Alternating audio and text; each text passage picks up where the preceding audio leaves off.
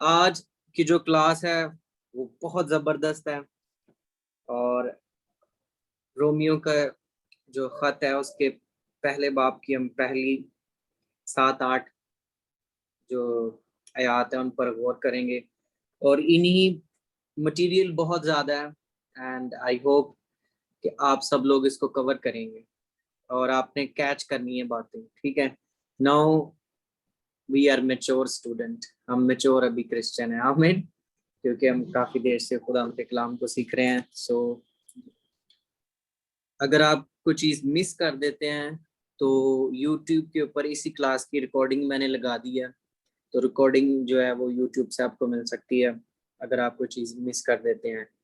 Otherwise I can repeat.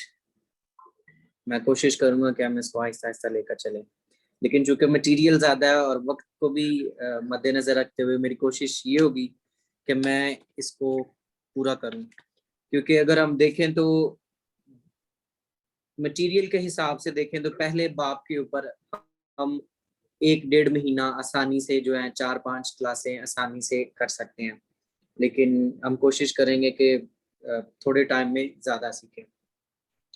तो आज हम देखेंगे रोमियो का खत पहले बाब की पहली आयत को हम देखेंगे। ठीक है, पलूस की तरफ से जो यीशु मसीह का बंदा है और रसूल होने के लिए बुलाया गया और खुदा की उस खुशखबरी के लिए मखसूस किया गया। आप इन आयात को मेरे साथ मिलकर पढ़िए, जरा आहिस्ता आहिस्ता और धीरे से पढ़िए, क्योंकि इन्हीं 6-7 आयात में से बहुत सारी चीजें अभी निकलेंगी। ठीक है,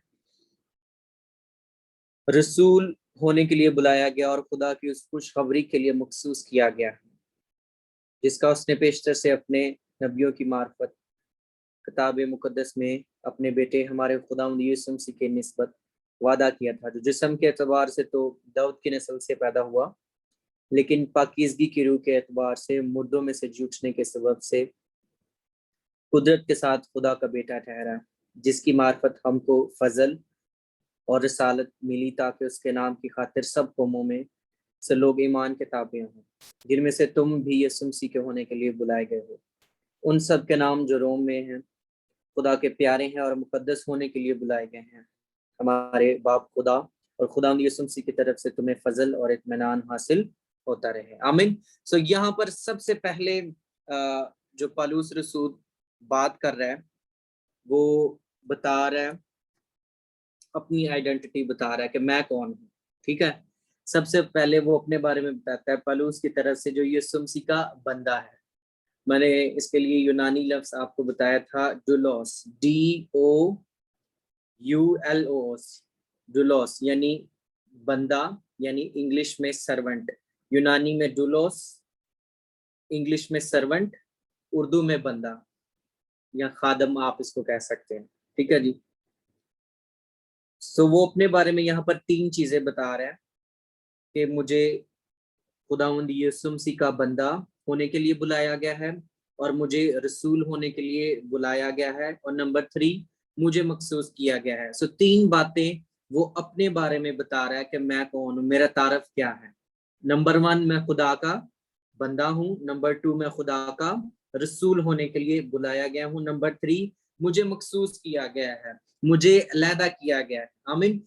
इमाल 9वें बाब में जब हम देखते हैं तो खुदावंद उसे कहते हैं कि मैंने तुझे चुना है और अलहदा किया है अपने लिए। ठीक है, अगर आप उस सारे चैप्टर को पढ़ते हैं तो आपको पता चल जाएगा कि खुदावंद उसे किस तरह से कहता है कि मैंने तुझे मखसूस कर दिया है, मैंने तुझे सेपरेट कर दिया है, मैंने तुझे अपने आप के लिए अलहदा कर दिया, राइट।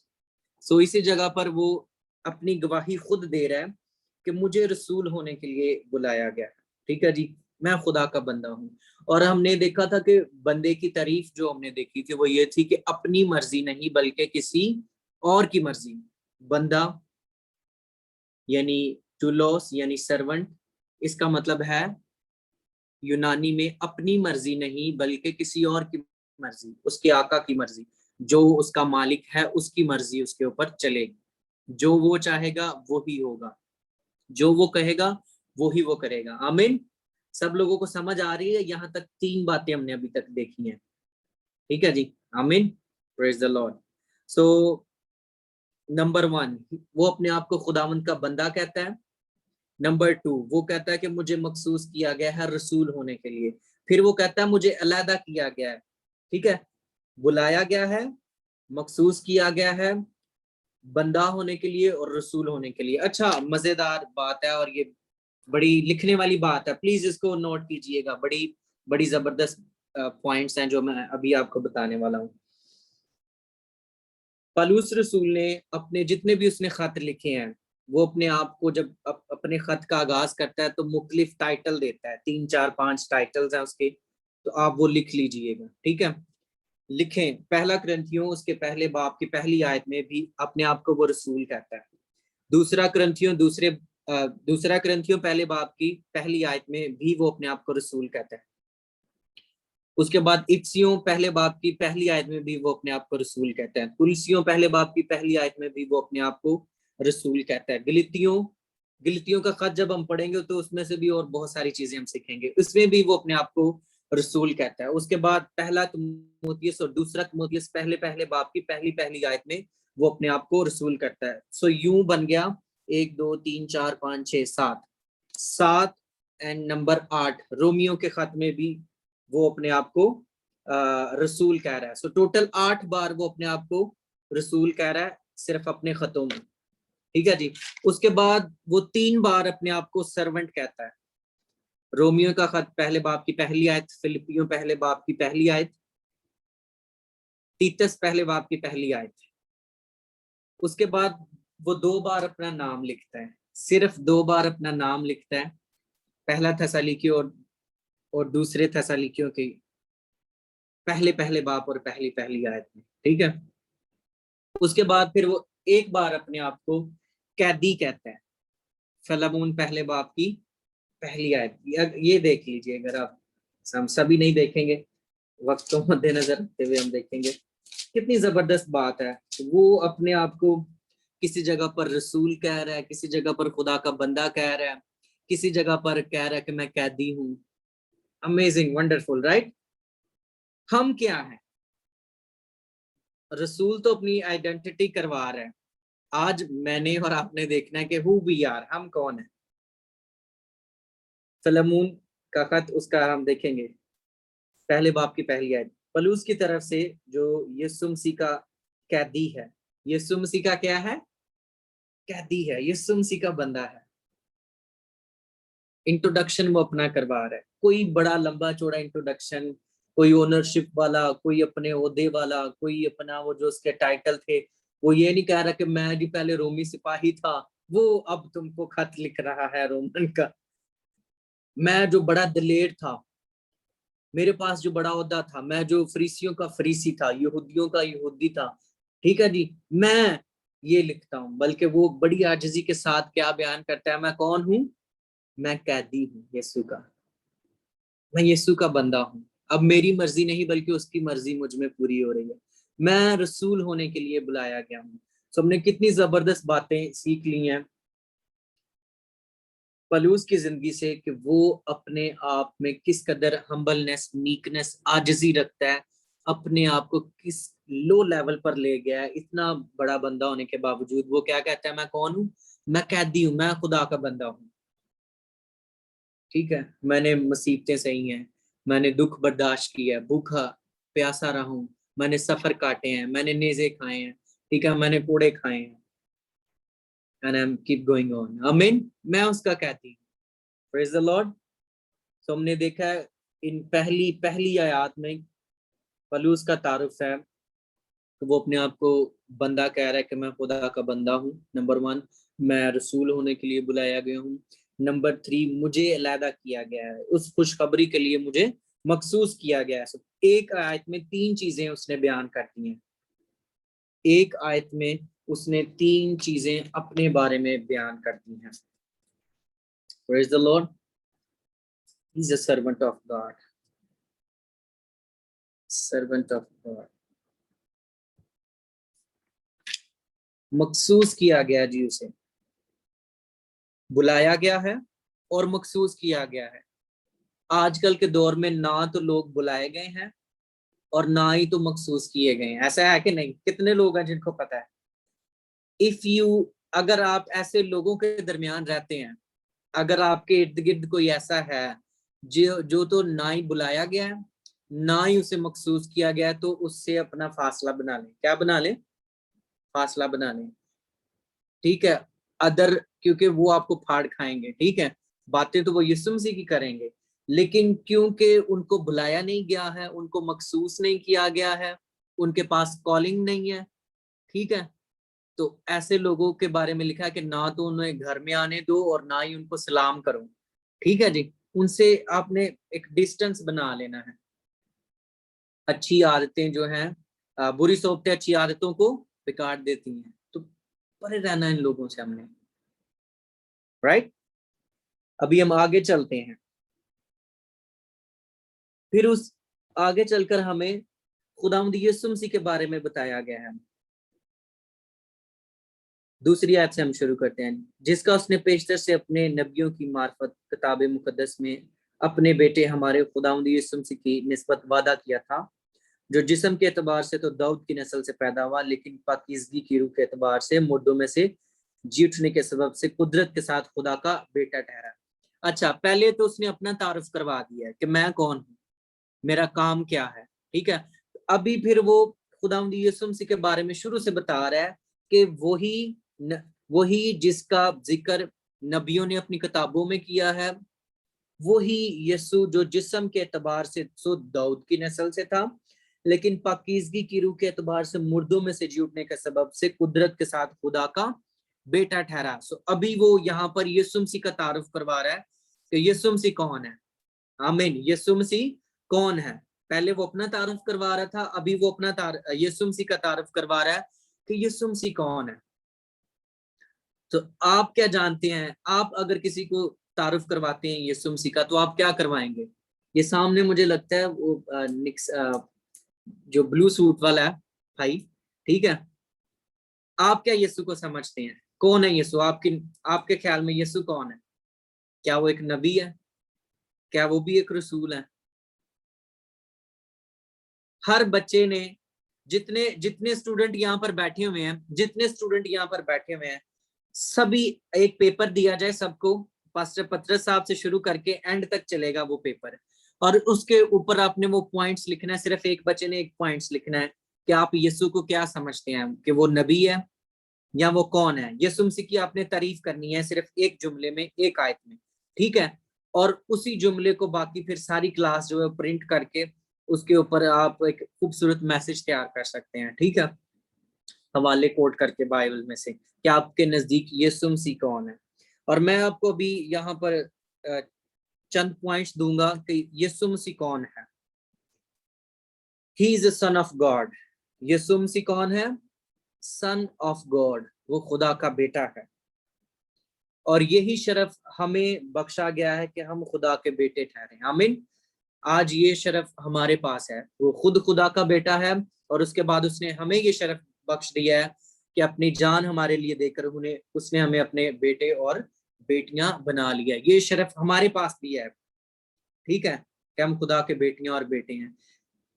शैतान यही शरफ हासिल करना चाहता था, खुदा के बेटे जैसा उसका लेवल वो हासिल करना चाहता था, उस जैसा म्यार, उस जैसा तख्त वो चाहता था। लेकिन जो ही उसने ऊपर जाने की कोशिश की, वो धड़म से नीचे आ गया। आमीन। और हमें ये शर्फ फ्री में मिला है, बेटे होने का हक जो है हमें ये फ्री में मिला है। अब मैं तुम्हें नौकर नहीं बल्कि बेटा कहूंगा, ठीक है। हमें ये जो शरफ है ये फ्री में मिला है, एज अ गिफ्ट मिला है। लेकिन जिसने हासिल करने की कोशिश की अपनी चालाकी से, अपनी बदकारी से, वो कहाँ आ गया? नीचे गिरा दिया गया। और हम जो इंसान है उसको फ्री में वही वही लेवल जो इब्लीस हासिल करना चाहता था, वही लेवल हमें फ्री में मिल गया। और जिसने अपनी कोशिश से हासिल करने की कोशिश की, वो धड़म नीचे से आ गया। 5 फॉल ऑफ डेविल हम इसे कहते हैं, ठीक है। नंबर 1, वो तीसरे आसमान से बाहर निकाल दिया गया। नंबर 2, दूसरे आसमान से यानी फिजा से नीचे गिर गया। नंबर 3, वो जमीन पर गिर गया। नंबर 4, कि वो कमजोर हो गया। याद रखिए, इब्लीस जो जो रैप्चर का टाइम आ रहा है, जो जो दिन नजदीक आते जा रहे हैं, इब्लीस कमजोर होता जा रहा है। देखिए कि जब वो आसमान से नीचे गिरा तो वो कमजोर होकर नीचे गिरा था। आमीन। पहले क्या था, एक अच्छा भला फरिश्ता था, ठीक है, खुदा के हजूर रहता था, लेकिन जूं जूं वो नीचे आता गया, नीचे गिरता गया, उसकी कुदरत, उसका जलाल, उसका जो रूप था वो भी नीचे गिरता गया, और इंसान की जो अथॉरिटी थी वो ऊपर आती गई है, जो गिरा दी गई थी, आमीन, जो बाग में गिरा दी गई थी, बाग ही में खुदावंद यीशु मसीह ने उसको सलीब पर जान देकर ऊपर लेवल पर कर दिया, ठीक है। सो आखिरी इसका जो ठिकाना होगा इबलीस का, वो होगा आग की झील, 5वें नंबर पर, राइट। ये मैं अक्सर ये बताता हूँ आपको, 5 फॉल ऑफ डेविल।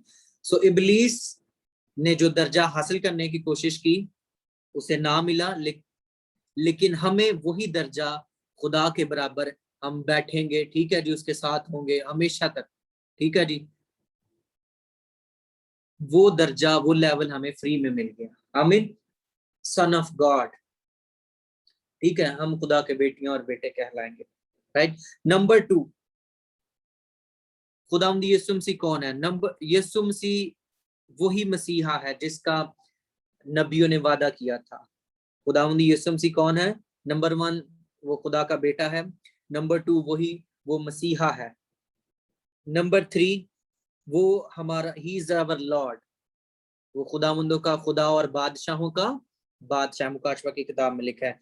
फिर यहाँ पर 4थी आयत में इसका जिक्र है कि वो सीड ऑफ डेविड है, वो दाऊद की नस्ल से है, टोटली मैन टोटली गॉड, मुकम्मल खुदा और मुकम्मल इंसान, यानी जिस्म तो उसका दाऊद की नस्ल से आ रहा था, दाऊद का खून, उसके खानदान का खून, उसकी लड़ी में से यसी, दाऊद, और उसके बाद फिर आगे, लेकिन जो उसकी रूह थी वो इलाही रूह थी, ठीक है, वो खुदावंद की तरफ से उसे दी गई थी। आपको याद होगा जब फरिश्ता मरियम के पास आता है तो उसे क्या कहता है कि रूहुल कुद्दुस की कुदरत तुझ पर साया डालेगी और तू इसी सबब से हामला होगी, ठीक है। सो जिस्म जो है, खून जो है,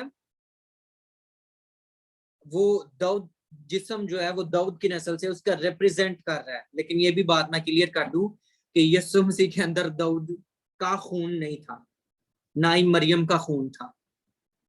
ये बात जरा गौर से सुन लें, दाऊद का खून इफेक्टेड था गुनाह से, मरियम का खून इफेक्टेड था गुनाह से, कौन से? आदम वाले गुनाह से, ठीक है।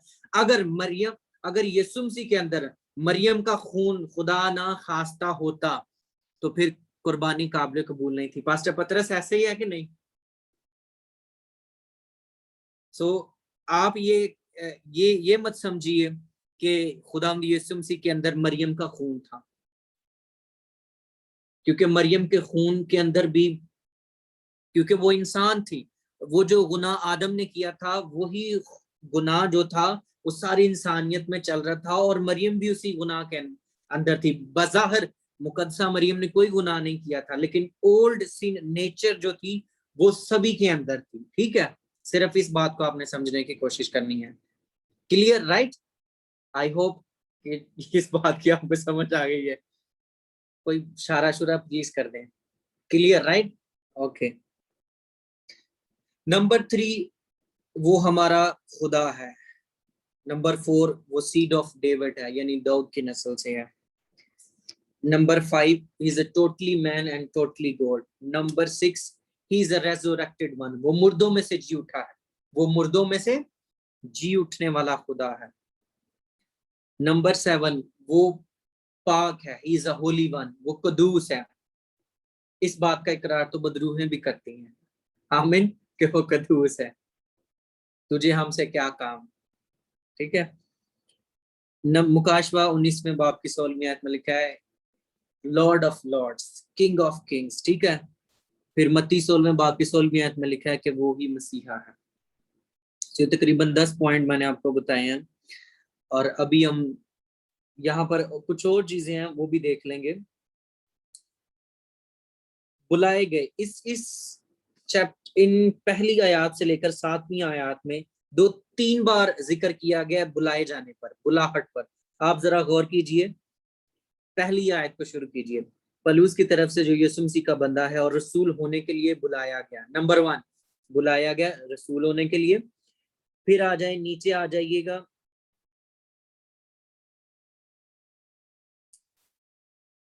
6वीं आयत में आ जाए, उन सब के नाम 5वीं आयत पर आए आप, जिसकी मार्फत हमको फजल और रसालत मिली ताकि उसके नाम की खातिर सब कौमों में से लोग ईमान के ताबिया हों, जिनमें से तुम भी यीशु मसीह के होने के लिए बुलाए गए हो। पहले वो क्या कहता है कि मुझे बुलाया गया है, उसके बाद फिर वो क्या कह रहा है, तुम भी बुलाए गए हो। भाई अमजद आप भी बुलाए गए हो, पास्टर असद आप भी बुलाए गए हो, पास्टर पत्रस साहब आपको भी बुलाया गया है, भाई शरून को बुलाया गया, पास्टर मंजूर को बुलाया गया, सबको, एवरीवन, सबको बुलाया गया है। जितने लोग रोम के अंदर हैं उन सबको बुला लिया गया है। आमीन। फिर यही बात वो दोबारा करता है 7वीं आयत में, उन सब के नाम जो रोम में हैं, खुदा के प्यारे हैं और मुकद्दस होने के लिए बुलाए गए हैं। पहली 7 आयत में वो 3 बार बुलाने का जिक्र कर देता है। भाई आपको बुलाया गया, मुझे बुलाया गया, हमको बुलाया गया। आमीन। बुलाया गया है और मखसूस किया गया है। बुलाए हुए तो बहुत जो है वो ज्यादा है, लेकिन बरगजीदे थोड़े हैं। आमीन। हेलो, बरगजीदा थोड़े हैं। आमीन। बुलाए हुए में फर्क है, जो खुद ब खुद आ जाते हैं उनमें फर्क है। आमीन।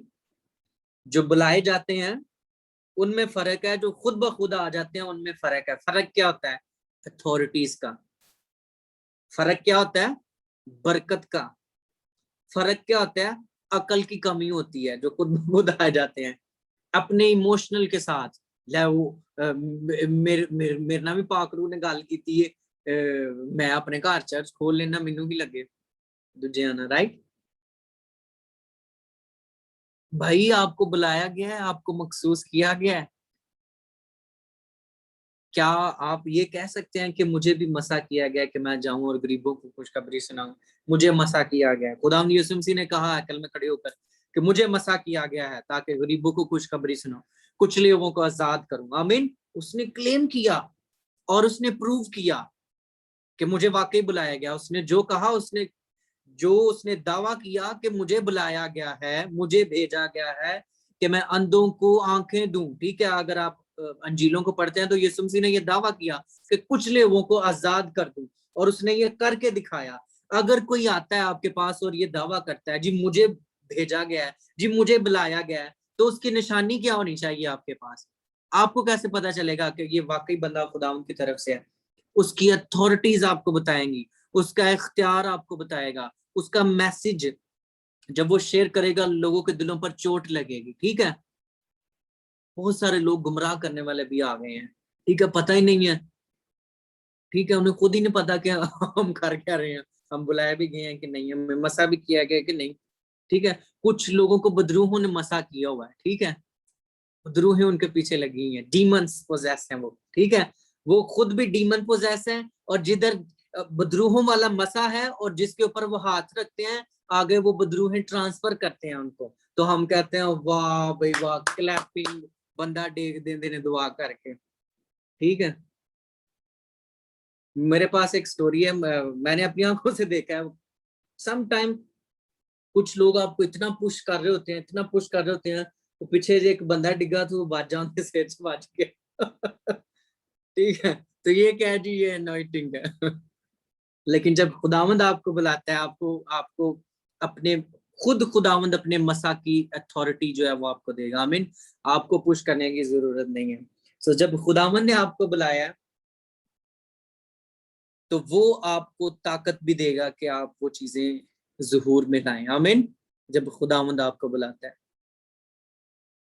सो इस चीज पहले आए हम दोबारा से इसको देखते हैं।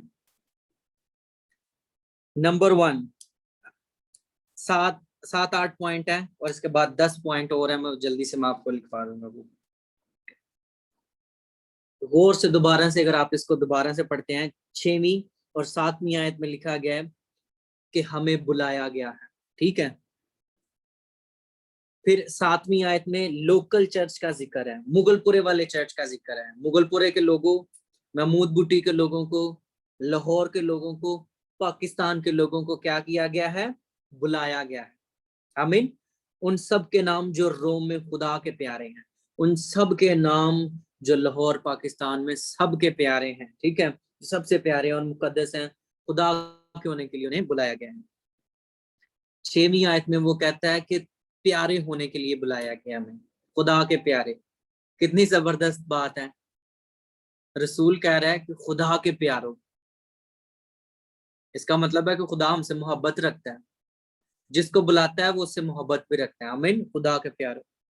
फिर 7वीं आयत में लिखा है मुकद्दस कह रहा है, रसूल हमें मुकद्दस कह रहा है कि उसने हमें मुकद्दस किया है, मुकद्दस पाक होने के लिए बुलाया है। कैसी जबरदस्त बात है। 7वीं आयत में खुदा के प्यारे और मुकद्दस होने के लिए बुलाए गए। समटाइम हमें ऐसा लगता है अपनी हालात जिंदगी को देख के, खुदा सानू प्यार नहीं करता, रब तो सानू भुलिया है जी। हमारे हालात पता नहीं क्यों खराब हैं, हम ही क्यों, हमारे पास ये भी नहीं है वो भी नहीं है, हालात खराब हैं। लेकिन लेट मी टेल यू कि बाइबल आपको क्या कह रही है कि खुदा के प्यारे, खुदा के प्यारे और मुकद्दस होने के लिए आपको बुलाया गया है। Amen, praise the Lord. Let's welcome new student, ये जो अभी शेक हैंड कर रहे हैं, welcome, we welcome you, praise the Lord. 5वीं से 7वीं आयत में लिखा है हमें फजल मिली है, फजल और रसालत मिली है, फजल और रसालत मिली है। 9वीं आयत में लिखा गया कि हमें भेजा गया है, ठीक है, लेकिन इसको हम बाद में टच करेंगे। अभी 10 चीजें जो पहली आयत से लेकर 7वीं आयत में हमने रिसीव की हैं वो देखनी है हमें। पहली आयत से लेकर 7वीं आयत तक जो 10 चीजें मिली हैं जो वो हमने देखनी है। कौन कौन सी? नंबर 1 लिख लेंगे, पॉइंट बड़े जबरदस्त होंगे। रसूल होने के लिए बुलाया गया। 10 thing which is mention in book of Romans chapter 1 verse 1 to 7. There's a 10 things which is receiving. Okay, so number 1 रसूल, रसूल होने के लिए बुलाया गया है, ठीक है, मैसेंजरशिप मिली है। नंबर 2 मखसूस किया गया है। नंबर 3 खुशखबरी मिली है, ठीक है जी, खुशखबरी के लिए हमें बुलाया गया है। नंबर 4 हमें यीशु मसीह मिला है, चौथी आयत में यीशु मसीह हमें मिला है। नंबर 5 5वीं आयत में फजल मिला है। नंबर 6 रसालत हमें मिली है। नंबर 7 हमें ईमान मिला है, 5वीं आयत में ईमान मिला है, ठीक है। 8वीं चीज हम बुलाए गए हैं। 9वीं चीज हम खुदा के प्यारे हैं। 10वीं चीज फजल और इत्मीनान हमें हासिल हुआ है। ये 10 चीजें हमें पहली 7 आयत में हासिल हुई हैं। आमीन, 10 चीजें हमने हासिल की हैं। नंबर 1 रसूल, नंबर 1 रसूल। नंबर 2 मखसूस किया गया है। नंबर 3 खुशखबरी मिली है हमें। नंबर 4 यीशु मसीह मिला है हमें। नंबर 5 फजल मिला है हमें, वर्स 5 में, ठीक है। नंबर 6 रसालत मिली है हमें। नंबर 7 हमें ईमान दिया गया है, ठीक है, ईमान का गिफ्ट हमें मिला है। नंबर 8 हम बुलाए गए हैं। नंबर 9 हम खुदा के प्यारे हैं और मुकद्दस होने के लिए बुलाए गए हैं। नंबर 10 फजल और इत्मीनान हमें मिला है। आमीन, इतनी जबरदस्त बात है। सो 10 चीजें हमने देखी हैं इन सिर्फ 7 आयत में, हमें हमने हमने रिसीव की हैं। आमीन। फिर मैं रिपीट कर देता हूं कि जो कुछ हमने आज सीखा है। हमने सीखा है आज पलूस कौन था, वो खुदा का बंदा है। डुलोस यानी अपनी मर्जी नहीं बल्कि किसी और की मर्जी। आमीन। फिर वो कहता है मैं खुदा का बंदा हूँ, मैं खुदा का रसूल हूँ। फिर नंबर 3 वो कहता है मुझे मखसूस किया गया है। उसके बाद हमने देखा है कि वो कितनी बार अपने आप को रसूल कहता है, कितनी बार अपने आप को कैदी कहता है, कितनी बार वो अपना नाम मेंशन करता है। यू नो, इस सारी सारी सूरत हाल को आज हमने देखा है। उसके बाद फिर हमने देखा है कि खुदावंद यीशु मसीह कौन था। क्लियर। और उसके बाद मैंने आपको 10 पॉइंट बताए हैं। इसी के साथ वो कहता है कि फजल और इत्मीनान तुम्हें हासिल होता रहे। कितना जबरदस्त तारीफ वो करवाता है अपने बारे में, यीशु मसीह के बारे में और चर्च के बारे में।